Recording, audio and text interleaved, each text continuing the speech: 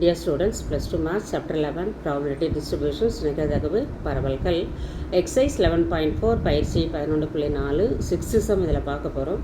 The time to failure in thousands of hours of an electric equipment used in manufactured computer has the density function f of x is equal to 3 into e power minus 3x x greater than 0 which is equal to 0 elsewhere. Find the expected life of the electric equipment and also find the variance of x அப்படின்னு கேட்டிருக்காங்க. இப்போ நமக்கு கொடுத்துருக்கிறது வந்து probability density function. இது எதுக்கு கொடுத்துருக்காங்கன்னா ஒரு எலக்ட்ரிக் எக்யூப்மெண்ட்டோட லைஃப் எவ்வளோ அப்படின்றதுக்குரிய ப்ராபபிலிட்டி டென்சிட்டி ஃபங்க்ஷன் கொடுத்துருக்காங்க.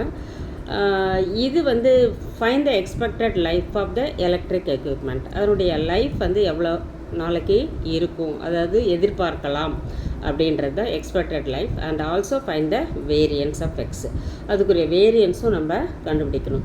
இப்போ let X be the random variable, F of X is the probability density function. இப்போ நம்ம மீனுக்குரிய ஃபார்முலா என்ன அப்படின்னு பார்த்தீங்கன்னா, mean equal to E of X which is equal to minus infinity to plus infinity X F of X into dx. இப்போ இந்த interval இங்கே கொடுத்துருக்கிறதுக்கு தகுந்த மாதிரி நம்ம இதை பிரிச்சுக்கலாம். Minus infinity to 0 x into f of X into dx plus 0 to infinity X F of X into டிஎக்ஸ்ன்னு எழுதிக்கிறோம். இந்த இன்டர்வலில் வந்து எஃப் ஆஃப் எக்ஸ் வந்து 0ன்றதுனால the whole thing will be 0 plus 0 to infinity x into 3 into e power minus 3x into dx அப்படின்னு கிடைக்கும். அதுக்கு அடுத்த ஸ்டெப்பில் இந்த 3 வந்து கான்ஸ்டன்ட் வெளியே எடுத்துடுறோம். 0 to infinity x into e power minus 3x into dx. இப்போ நமக்கு இங்கே என்ன பண்ணுறோம்னா நம்ம காமா இன்டெக்ரல் யூஸ் பண்ணுறோம். காமா இன்டெக்ரல் ஏற்கனவே உங்களுக்கு தெரியும். 0 to infinity x power n into e power minus ax into dx.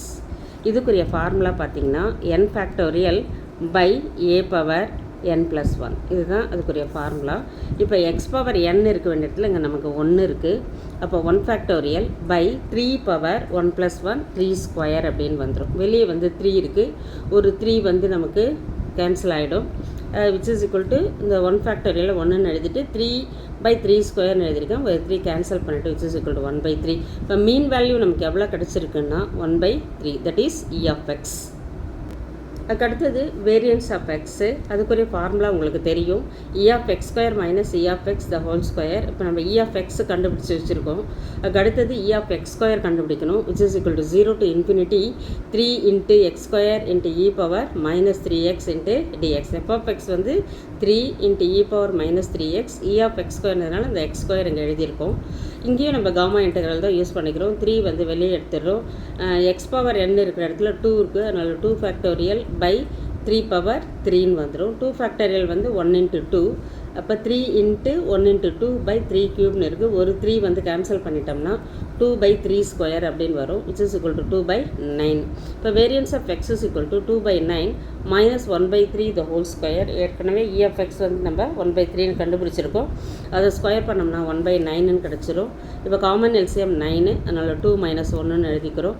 2 - 1 equal to 1/9 அப்படின்னு கிடச்சிரும். தேர்ஃபோர் இப்போ வேரியன்ஸ் வந்து நமக்கு 1/9.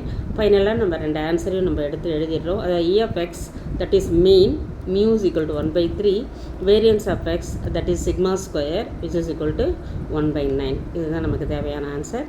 ரெண்டுக்குமே நம்ம கண்டுபிடிச்சிட்டோம். தேங்க்யூ.